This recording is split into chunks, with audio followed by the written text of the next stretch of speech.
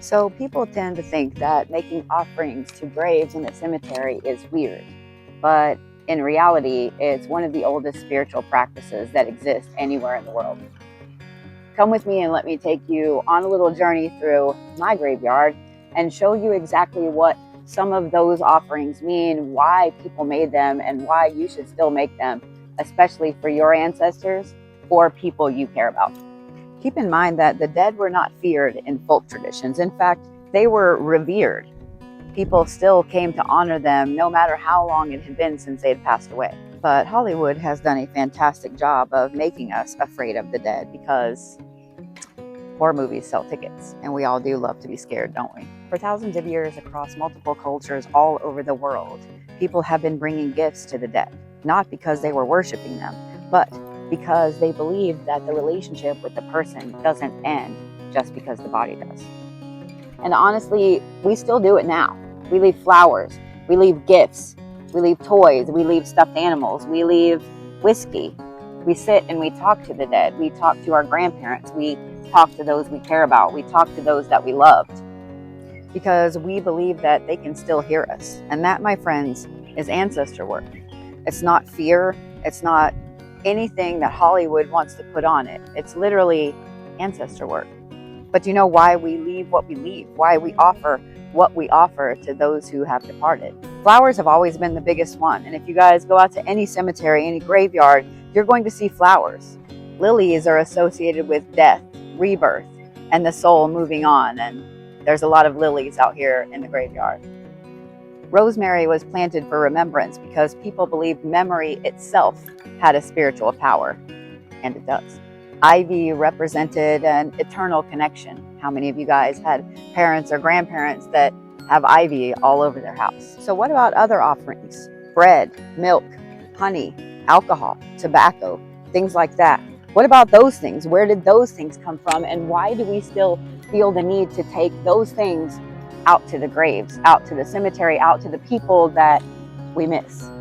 So bread and food offerings are a big one, and they're still a big part of ancestor veneration today in multiple cultures because it was the belief that continuing to feed the dead after they had passed was a way of still caring for them, a way of still nurturing them, feeding them.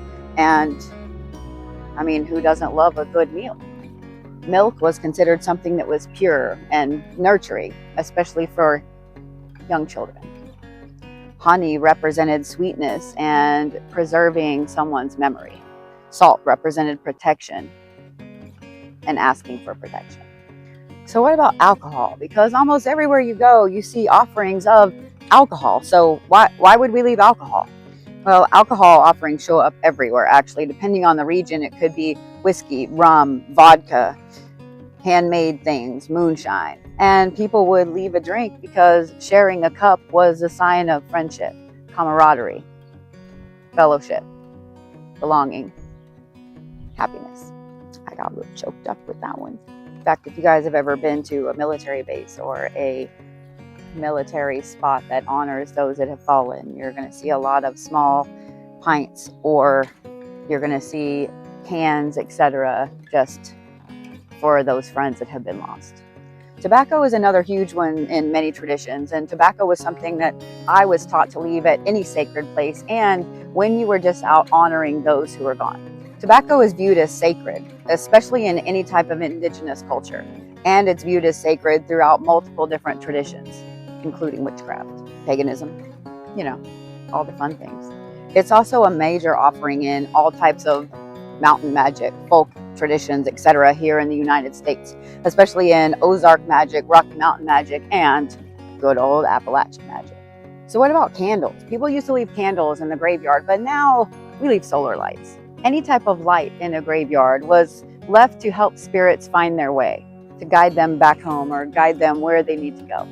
And what about iron? People leave iron nails, they leave keys, they leave all kinds of interesting items at graves, especially in mountain magic practices. In fact, I know that you guys have driven by cemeteries that have old iron gates around different plots, and you've probably wondered why. Because people believe that iron has protective spiritual qualities, and it can protect both the living and the dead. Now, here's the important part that I think a lot of people forget. That offerings are not about summoning a spirit or summoning Pop or Granddad or Mima or Grandma. They're about respect.